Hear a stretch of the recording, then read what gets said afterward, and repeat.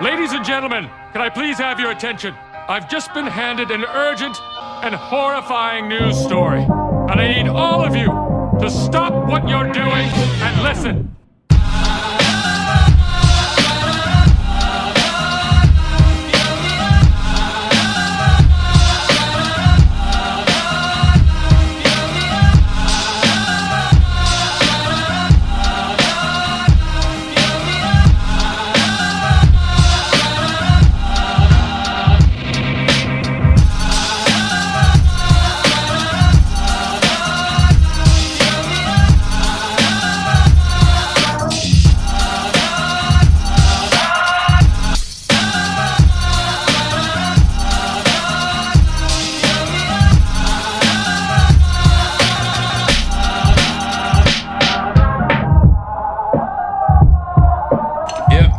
Made with bits of real panther, so you know it's good.